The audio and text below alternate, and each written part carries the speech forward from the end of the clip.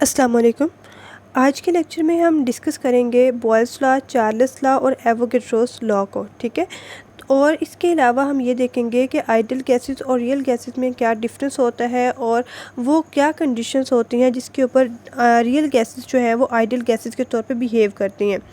और जो है वो हम ये भी देखेंगे कि वो कौन से डिफरेंट फैक्टर्स होते हैं जो कि गैस की स्टेट को इफ़ेक्ट करते हैं। तो चलिए हम अपना आज का लेक्चर जो है वो स्टार्ट करते हैं। तो सबसे पहले हम ये देखते हैं कि वो कौन से फैक्टर्स होते हैं जो कि गैस की स्टेट को इफ़ेक्ट करते हैं। तो उसमें सबसे पहले प्रेशर है, टेम्परेचर है, वॉल्यूम है और नंबर ऑफ़ मॉलिक्यूल्स हैं, ठीक है। तो ये जो चार फैक्टर्स हैं ये गैस की स्टेट को जो है इफ़ेक्ट करते हैं। और जब हम डिफरेंट गैस लॉज की बात करते हैं तो उसके अंदर एक्चुअल में हम इन चार फैक्टर्स को ही बार बार डिस्कस कर रहे होते हैं, ठीक है। तो ये जो चार फैक्टर्स हैं इनको जो है वो हम बॉयल्स लॉ, चार्ल्स लॉ और एवोगैड्रोस लॉ के अंदर जो है वो दोबारा से डिस्कस करेंगे।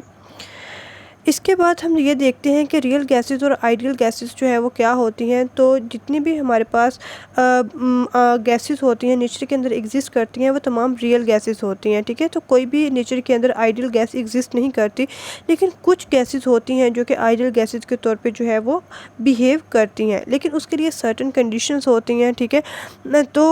लेकिन हम ये कह सकते हैं कि कोई भी जो रियल गैस है वो आइडियल गैस नहीं होती, ठीक है। लेकिन कुछ गैसेस जो हैं वो रियल गैसेस जो हैं वो आइडियल गैसेस के तौर पे बिहेव करती हैं, जिसकी एग्जांपल में हम ले सकते हैं ऑक्सीजन गैस है, नाइट्रोजन गैस है, हाइड्रोजन गैस है और हीलियम गैस है, ठीक है। तो इसके लिए कुछ कंडीशंस होती हैं, तो उनको जो है वो हम अभी देखते हैं कि वो क्या कंडीशंस हैं। तो अगर हम रियल गैसेस और आइडियल गैसेस का डिफरेंस देखें तो जितने भी हमारे पास रियल गैसेस होती हैं इनमें जो नंबर ऑफ़ पार्टिकल्स होते हैं उनका वॉल्यूम होता है कुछ, ठीक है। तो हम ये कहेंगे कि जितनी भी हमारे पास आइडियल गैसेस हैं उनका कुछ ना कुछ वॉल्यूम ज़रूर होगा, ठीक है। और जितने भी आइडियल गैसेस के जैसे गैस के मॉलिक्यूल्स हैं वो हमेशा जो है वो मोशन में रहते हैं, ठीक है। उनकी काइनेटिक एनर्जी जो है वो हमेशा होती है उनके अंदर। तो वो जब वो डिफरेंट मॉलिक्यूल आपस में कोलाइड करते हैं तो उससे एनर्जी जो है वो लॉस्ट होती है। और इसी तरह जो है वो डिफरेंट मॉलिक्यूल्स जो होते हैं रियल गैसेस के उनके दरमियान में इंटर मॉलिक्यूलर फोर्सेस जो है वो एग्जिस्ट करती हैं। इसी तरह अगर आप आइडियल गैसेस देखते हैं तो इसके जो वॉल्यूम होता है इसके पार्टिकल्स का वो नहीं होता, ठीक है। और जो कोलिजन होती है डिफरेंट पार्टिकल्स के दरमियान में वो इलास्टिक इन नेचर होती है, ठीक है। और उसमें एनर्जी जो है उसका लॉस नहीं होता। और इसमें जो है वो कोई इंटरमॉलिक्यूलर फोर्सेस या नहीं होती, किसी भी किस्म का कोई भी मॉलिक्यूल्स के दरमियान में इंटरेक्शन नहीं होता। तो जितने भी आपके पास रियल गैसेस हैं वो आइडियल गैसेस के तौर पे बिहेव तो कर सकती हैं, लेकिन उसके लिए कंडीशन होती है कि आप हाई टेम्परेचर मेंटेन करें और लो प्रेशर जो है उसको मेंटेन करें, ठीक है। तो जितने भी आपके पास लॉज हैं जिसमें बॉयल्स लॉ है, चार्ल्स लॉ है और एवोगैड्रोस लॉ है, ठीक है। तो ये तमाम लॉज जो हैं वो हमेशा आइडियल गैसेस के ऊपर ही अप्लाई होंगे। कोई भी रियल गैस जो है वो इन लॉज को फॉलो नहीं करती। तो चलिए हम अब अपने इन लॉज को देख लेते हैं। तो सबसे पहले हम जो है वो बॉयल्स लॉ को देखते हैं। तो बॉयल्स लॉ जो है वो एक एंग्लो आयरिश केमिस्ट है रॉबर्ट बॉयल, उन्होंने पेश किया था इसे।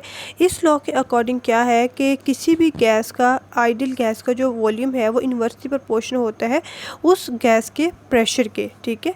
तो लेकिन इसके अंदर क्या होता है कि टेम्परेचर और क्वांटिटी ऑफ गैस जो है वो हमेशा कांस्टेंट होती है। तो इसके लिए अगर हम इक्वेशन देखें तो V is directly proportional to 1/P होगा और V is equal to KP। और अगर हम इसी इक्वेशन को रीअरेंज करें तो वो हो जाएगा PV is equal to K।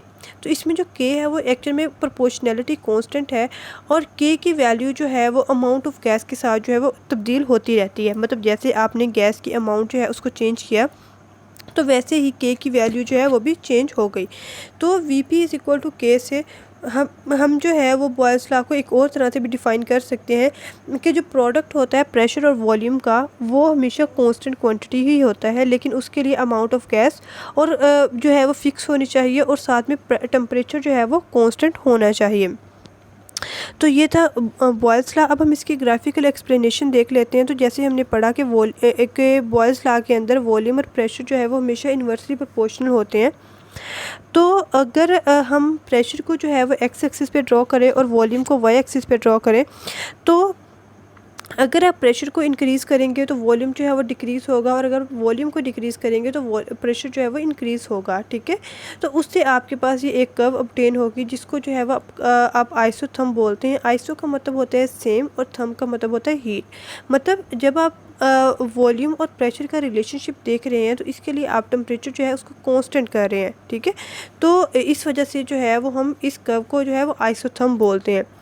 इसी तरह अगर हम जो है वो बॉयल्स लॉ की कोई प्रैक्टिकल इम्प्लीमेंटेशन देखें, तो जब भी कोई भी गैस बिलोन होता है और आप उसको जो है वो प्रेस करते हैं तो उसका वॉल्यूम जो है वो कम हो जाता है, ठीक है।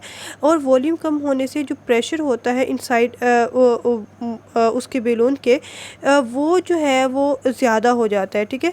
तो वो किस वजह से होता है कि वो बॉयल्स लॉ की वजह से, कि जैसे इसने बॉयल्स लॉ के अकॉर्डिंग यही था ना कि अगर आप वॉल्यूम को कम करेंगे तो प्रेशर जो है वो इंक्रीज़ होगा। तो यही जो है वो इसके केस में जो है वो हो रहा होता है। तो अगर आप फर्दर जो है वो इसी बैलून को का जो वॉल्यूम है उसको कम करेंगे तो उसका प्रेशर जो है वो उतना ही ज़्यादा जो है वो ज़्यादा बढ़ेगा। तो ये जो है वो इसकी ग्राफिकल एक्सप्लेनेशन और एक एग्जांपल होगी बॉयल्स लॉ की। नेक्स्ट जो है वो हम देखते हैं कि चार्ल्स लॉ क्या है। तो चार्ल्स लॉ जो है वो 1780 के अंदर एक फ्रेंच फिजिस्ट थे जैक्वस चार्ल्स, उसने जो है वो ये वाला लॉ पेश किया था। इस लॉ के अकॉर्डिंग क्या है कि किसी भी आइडियल गैस का जो वॉल्यूम है वो डायरेक्टली प्रोपोर्शनल होता है उसके एब्सोल्यूट टेम्परेचर के, लेकिन उसके लिए जो है वो कांस्टेंट प्रेशर जो है उसका होना ज़रूरी है, और उसके अलावा जो नंबर ऑफ़ मोल्स है उसका भी कांस्टेंट होना ज़रूरी है। तो हम इस लॉ को एक इस तरह भी डिफ़ाइन कर सकते हैं कि जो आपके पास केल्विन टेम्परेचर होता है किसी भी गैस का, वो और जो वॉल्यूम होता है वो डायरेक्टली प्रोपोर्शनल होता है, ठीक है। और वो कब डायरेक्टली प्रोपोर्शनल होगा, जब pressure exerted on the sample of a dry gas is held constant, मतलब जब आप प्रेशर को कांस्टेंट कर रहे हैं। तो इसमें प्रेशर और नंबर ऑफ़ मोल्स जो है वो कांस्टेंट क्वांटिटी है, तो हम इसको लिखेंगे V is directly proportion to T, और V is equal to KT, और रीअरेंज करेंगे V over T is equal to K, और K जो है वो इसमें प्रोपोर्शनैलिटी कांस्टेंट है, ठीक है। और K की वैल्यू जो है मुझे आप कह लें कि जो रेशियो होती है वॉल्यूम टू टेम्परेचर वो सेम रहेगी जब तक कि जो है वो सेम अमाउंट जो है वो गैस की रहेगी, ठीक है। तो जैसे ही आप अमाउंट ऑफ गैस जो है उसको चेंज करेंगे तो साथ ही जो है वो K की वैल्यू जो है वो भी चेंज हो जाएगी। इसकी अगर ग्राफिकल एक्सप्लेनेशन देखें तो वॉल्यूम को हम जो है वो वाई एक्सिस पे लेंगे और टेम्परेचर को एक्स एक्सिस पे लेंगे। तो टेम्परेचर की अगर हम लाइन ड्रॉ करें तो ये एक बिल्कुल स्ट्रेट लाइन होती है, और जो कि वॉल्यूम एक्सिस को जो है वो कट करती है, और टेम्परेचर एक्सिस जो है उसके ऊपर आके -273 के ऊपर जो आके इस लाइन के पे मिल जाती है। तो -273 वो लास्ट वाला जो है वो टेम्परेचर होता है जिसके ऊपर कोई भी गैस जो है वो गैशियस फॉर्म के अंदर एग्जिस्ट करती है, और अगर इससे जो है वो आप टेम्परेचर कम करते हैं, मतलब आप 270 टू -273 1 तक लेके आते हैं, तो वहाँ पे जितनी भी गैसेस होती हैं वो लिक्विड फॉर्म के अंदर जो है वो कन्वर्ट हो जाती हैं। तो ये इसकी ग्राफिकल एक्सप्लेनेशन थी। और अगर हम इसी तरह इसकी एग्जांपल देखें तो जैसे आप सर्दियों में देखें तो जो टेम्परेचर जो है वो कम होता है, और टेम्परेचर कम होगा तो वॉल्यूम जो है वो भी कम हो जाएगा, ठीक है। तो इसी तरह जब आप बास्केटबॉल वगैरह को बाहर ग्राउंड में लेके जाते हो तो बॉल जो है वो श्रिंक हो जाती है। और इसी तरह अगर आप जो है वो सर्दियों में कहीं गाड़ी वगैरह लेके जानी हो तो आप सबसे पहले उसके टायर जो है उसको चेक करते हैं। तो वो किस वजह से चेक करते हैं, क्योंकि टेम्परेचर जो है वो कम हुआ होता है, तो इसकी वजह से वॉल्यूम जो है वो भी कम हो जाता है। तो इसके लिए जो है वो फिर आप जो है वो कार के जो टायर्स वगैरह हैं उनका प्रेशर जो है उसको चेक कर रहे होते हैं। तो ये इसकी जो है वो प्रैक्टिकल एग्जांपल हो गई। इसी तरह अगर आप एवोगैड्रोस लॉ को देखते हैं तो इस लॉ के अकॉर्डिंग ये था कि जितनी भी आपके पास आइडियल गैसेस होती हैं और अगर आप उनका इक्वल वॉल्यूम लें तो वो जो इक्वल वॉल्यूम है तमाम आइडियल गैसेस का वो डायरेक्टली प्रोपोर्शनल होता है उनके नंबर ऑफ़ मॉलिक्यूल्स के। मतलब अगर आप इक्वल वॉल्यूम लेते हैं आइडियल गैसेस का तो उनके अंदर जो जितने भी नंबर ऑफ़ मॉलिक्यूल्स होंगे ना वो भी इक्वल ही होंगे, लेकिन उसके लिए टेम्परेचर और प्रेशर जो है उसका सेम होना ज़रूरी है।